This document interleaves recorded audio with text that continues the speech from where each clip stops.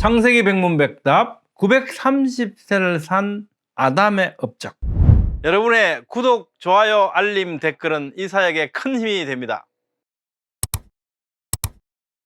안녕하세요, 김홍석입니다. 오늘은 930세를 살고 죽었던 아담의 업적에 대해서 살펴보겠습니다. 아담의 업적 이러니까 좀 송구스럽긴 하죠. 아담이 우리 할아버지신데, 그죠? 예, 본문 말씀은 창세기 5장 3절로 5절 말씀입니다. 아담은 130세에 자기의 모양 곧 자기의 형상과 같은 아들을 낳아 이름을 셋이라 하였고, 아담은 셋을 낳은 후 800년을 지내며 자녀들을 낳았으며 그는 930세를 살고 죽었더라. 몇 세 할 때 세, 샤나. 아담은 130세에 셋을 낳았다. 물론 하와가 130세 낳은 거죠. 이 나이는 문자적 의미, 즉 우리가 일상적으로 사용하는 일반적인 의미로 실제로 130세를 의미하는 것인지에 대해서 많은 분들이 궁금해 하시는 것 같아요. 현대 인본주의적 상식과 이성으로는 의심 없이 믿기가 어렵죠. 예, 그래서 이제 궁금한 거죠. 의심이라기보다도. 예, 본문에서 몇 세 할 때 세에 해당하는 단어 샤나는요, 반복하다라는 뜻으로 태양이 지구를 한 번 도는 주기, 즉 1년을 의미합니다. 그 용례로 볼 때 계절이나 달을 의미한 적은 한 번도 없어요. 따라서 130세 자녀를 낳을 수 있었을 뿐만 아니라 그 후에도 어떻게 해요? 800년 동안 자녀를 낳았다고 말씀하지 않습니까? 당시 환경이나 유전자 건강 상태가 지금과는 완전히 달랐다는 것을 우리에게 알 수 있게 해줍니다. 혹자들은 성경에서 이런 경우를 만나면 자칫 인본주의 이성으로 성경 말씀을 합리적 사실로 만들기 위해서 해석을 변형시키려고 유도합니다. 그래서 이것은 선화다라고 얘기하고요. 이렇게 하는 거죠. 그리고 타협 이론을 내놓기 이릅니다.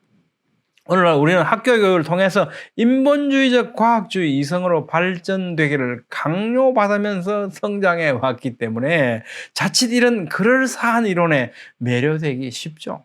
이럴 때 우리는 반드시요, 먼저 진정으로 성경의 의도가 무엇인지 이거 우리가 잊어버리면 안 돼요. 이거 잘 찾아야 됩니다.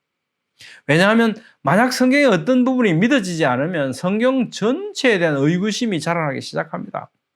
그래서 이런 현상은 성경에 대한 태도와 영향을 미치고 어쩌면 믿음의 위험을 초래할지 모릅니다. 교회를 떠나게 되고 성경을 떠난 많은 사람들이 있습니다. 미국에서 Already Gone이라는 책 발간됐는데 그 내용들을 보면 최근 교회를 떠난 1000명의 사람들의 조사를 보면요, 그런 겁니다. 성경이 믿어지지 않아서 교회를 떠난다는 겁니다.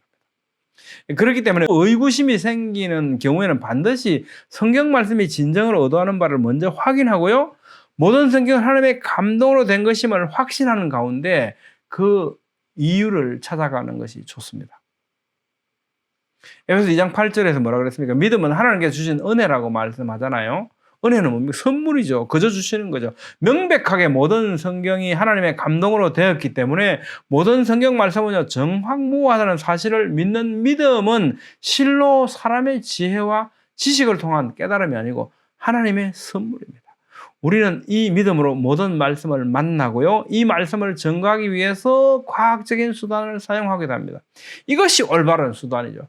과학적인 잣대를 가지고 하나님의 말씀이 옳으냐 아니냐 이러니까 과학적인 어떤 합리성을 가지고 거기에 맞춰서 성경을 이상하게 해석하고 이렇게 하면 안 되고, 하나님의 말씀이 있고 무엇을 진정으로 의미한가를 가지고요, 그다음에 그 말씀을 변정하기 위해서 우리는 과학이라는 수단을 사용할 수 있는 거죠. 이 과학은 절대로 온 만유를 말씀으로 빛이 있어라 하시면 빛이 있었고, 이 어떻게 이게 과학으로 설명될 수 있고 과학으로 잴 수 있습니까? 안 되죠. 과학의 정체를 우리는 잘 알고 있어야만 합니다. 그리고 그 정체에 맞게 잘 사용해야 되죠. 성경은 우리에게 아담으로부터 야곱에 이르기까지 쭉 나이를 우리에게 기록해 주었습니다. 아담의 나이를 10분의 1로 줄일 수 없고 문자적으로 해석할 수밖에 없는 이유가 있죠. 마할랄렐과 에녹이 6.5세의 아들을 낳았고 아브라함은 10세에 이삭을 낳고 17.5세에 죽었다, 이렇게 해석할 수 없잖아요. 이 아담의 나이를 10분의 1로 줄이면 우리는 이렇게 해석하게 되니까 이건 말이 안 된단 말이죠. 그러니까 이 나이는 모두 일반적인 의미, 즉 문자적인 의미로 기록된 실제 나이라는 것을 우리는 확실히 알 수 있습니다. 성경 보면 확실히 알 수 있어요. 우리가 이 나이에 대해서는 어떤 힌트를 한번 생각해 본다면요. 초기 인류와 현대인의 수명, 우리는 오늘 우리에게 만날 이런 사건들을 통해서 한번 저는 생각해 봤습니다. 1998년 영국에서 태어난 헤일리 오카인스는요. 일반인보다 노화 속도가 8배 빨라지는 선천성 조로증을 앓고 있었습니다. 이런 사람들 요즘도 많이 있습니다. 예, 이분들이 또 커뮤니티를 형성해서 모이기도 하고 이렇게 하거든요. 100세 노인의 몸인 10대 소녀로 일반에 알려졌던 소녀 오카인스는 2015년 4월 2일 17세의 나이로 숨졌다. 이렇게 보도가 됐습니다. 예, 초기 인류에 비한다면요. 현대인은 오카인스처럼 조로증이 유전되어 있는 상태로 볼 수도 있습니다. 환경 요인이 있기는 하지만 궁극적으로 수명은 하나님께 속한 거죠. 현격하게 달랐던 지구 환경 우리가 생각해 보면요. 나중에 좀 더 우리가 자세히 살펴볼 겁니다. 노왕수 때 갔어요. 우리가 오늘 개괄적으로 한번 살펴보면 노왕수는 전 지구적인 환경 변화를 초래했지 않습니까? 지금 우리가 보는 아담 할아버지의 이 시대는 노아홍수가 있기 전이었고 우리는 지금 노아홍수 이후의 세대를 살고 있기 때문에 그래서 두 가지를 한번 대별해서 생각해 보자는 겁니다. 사람의 수명은 노아홍수를 기점으로 급격히 줄어들었다는 사실을 우리에게 보여주잖아요. 따라서 노아홍수 사건은 사람의 수명에 결정적인 영향을 미쳤다는 것을 우리는 역사적인 기록을 통해서 알 수 있습니다.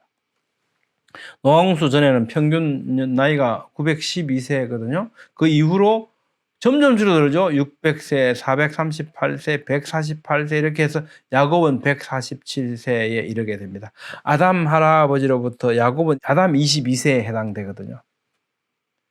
시베리아 극지방에서 아열대 생물 화석들이 발견됩니다. 이것은 뭘 의미하겠습니까? 극지방에서 발견된 육식 공룡의 화석을 전시하는 것이 2004년 3월 29일 내셔널 지오그래픽 뉴스에 났는데요. 이것은 공룡이 그때 거기에 살았다는 거 아닙니까? 그들이 살던 그때는 극지방이 어떻겠습니까? 아열대였다는 거죠. 이렇게 춥지 않았다는 겁니다. 예, 극지방에서 아열대 생물 화석들 많이 발견되죠. 이렇게 발견되고요. 또 거대한 생물 화석들을 우리는 만나게 됩니다. 잠자리 날개가 막 90cm가 넘는 이런 거대한 잠자리 화석들, 그죠? 이런 거대한 잠자리 화석들. 지금과는 엄청 달랐다. 네, 엄청 컸다. 이건 거대 포유류 화석입니다. 몸 길이가 8m, 높이 5m. 이 사람하고 이렇게 비교한 모습입니다. 실제로 비교하면 이 정도 비율이 되거든요. 이거는 공룡 같은 파충류로 분류합니다만 공룡 그런 게 아니고 이거 포유류 화석이거든요. 예, 이거 인드리코테리움 파르붐이라고 하는데요. 이런 거대한 동물들이 살았다는 겁니다. 예, 이런 거대한 동물들은 지금 일기압인 상태에서 살아갈 수가 없는 상황이 된 거죠. 또 거대했던 사람들의 유골 화석도 발견됩니다. 1950년대 후반에 터키 남동쪽 유파라테스 계곡에서 도로 공사 중에 34구 정도의 거인 유골이 발견돼요. 대퇴골 길이 120cm, 이거 신장이 키가 한 4.8m 된 이 사람의 유골. 도대체 믿기지가 않아가지고 이 블랑코 파스를 뮤지엄 박물관장한테 이게 진짜 사람 유골 맞나냐고 한번 좀 확인해 달라고 보냈지 않습니까? 그래서 이분이 이 사람 유골 맞다 그러면서 자기 박물관에 이걸 하나 얻어서 전시를 하고 있는 거죠. 엄청 거대했던 사람들. 그리고 그 외에도요, 여러 곳에서 이 거인의 발자국들을 발견됩니다. 텍사스 글레노즈 팔룩시 강에서도 막 48cm, 64cm가 넘는 이런 사람 발자국들이 나타나고요. 또 네바다주에서도 보면 이런 거대한 사람의 발자국들이 이렇게 발견됩니다. 이게 거인들이 있었다는 거예요. 지금과는 굉장히 달랐던 환경을 우리에게 반정해 주는 것 같습니다. 그 다음에 대기 조성 비율도 달랐다는 사실이 발견됩니다. 이 호박 속에 공기 방울이 들어가 있는데요. 이 공기 방울 속에 공기 비율을 보니까 여기는 산소 농도가 32%라는 겁니다. 지금 산소 농도 21%잖아요. 지금 일기압 상태에서 만약에 32% 산소 비율이 증가하면 어찌 되겠습니까?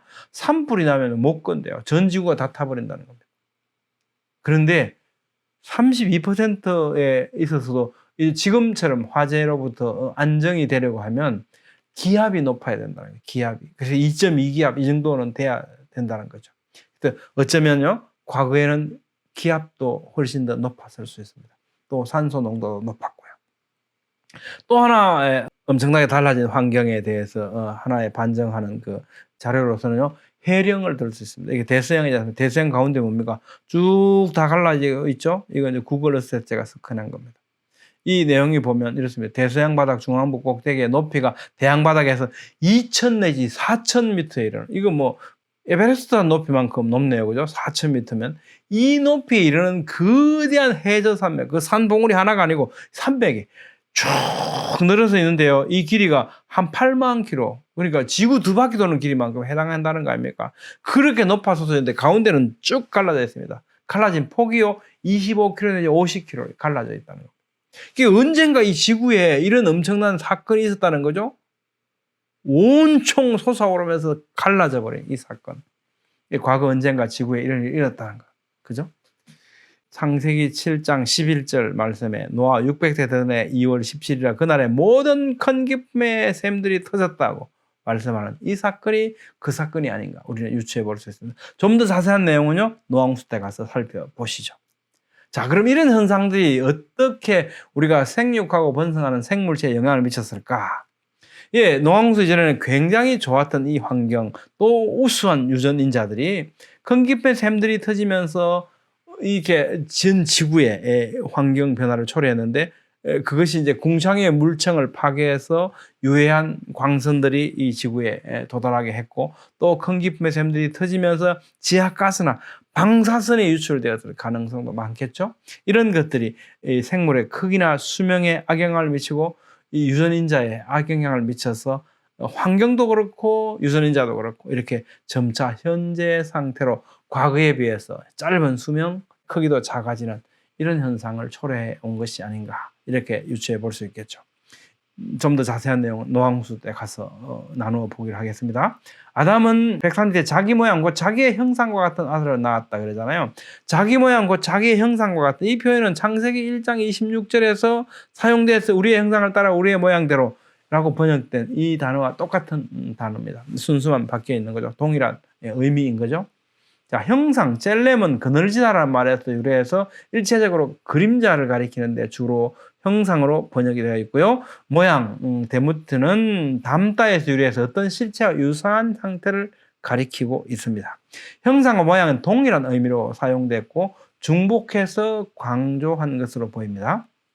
그러나 창세기 5장 3절이 의미하는 내용은요. 단지 자식이 그 부모와 비슷한 외모를 포함한 유전 정보를 가질 뿐만 아니라 더 궁극적으로 죄로 인해서 죽을 수밖에 없는 운명을 타고났다는 사실을 나타내고 있는 것 같습니다. 그 앞에서 뭐라겠습니까? 하나님께서는요. 하나님의 형상대로 사람을 이렇게 지어서 남자 여자로 만들어 주셔서 그러면서 아담이 자식을 낳았는데 어떻게 해요? 네, 자기 형상대로 나온 겁니다. 이 자기 형상에는 어떻게 했습니까? 선악과를 먹고 난 사람, 타락한 사람, 그 본성의 형태가 들어가 있겠죠? 타락한 인간은 하나님의 존귀한 형상과 모양을 거기로부터 손상당했어요. 범죄한 인간의 모양과 형상을 지니고 살아가게 된 거죠. 물론 하나님의 형상, 그 모양의 그림자는 우리 속에 여전히 남아있죠. 그래서 하나님께 예배하고 감사하고 그 은혜를 찬양하기도 합니다. 그러나 우리는 이미 손상되어진 그 모습이지 않습니까? 그것이 바로 아담이 세대에게 물려준 그 형상과 모양이라는 거죠. 오직 그리스도의 대속을 통해서만 우리는 믿음으로 성도를 회복하게 되는 거죠. 자녀들을 낳았다. 직역하면 아들들 그리고 딸들인데요. 하나님께서 생육하고 번성하라 다스리라고 하셨던 축복의 말씀에 따라서 아담에게서 많은 자녀들이 태어나게 하셨을 겁니다. 노아홍수전에 도왔던 환경에서 단기간에 사람이 많아지도록 장수하면서 셋 이후에도요 800년 동안이나 자녀들을 낳게 하셨던 거죠. 이게 하나님께서 생육하고 번성하라고 말씀하셨지 않습니까?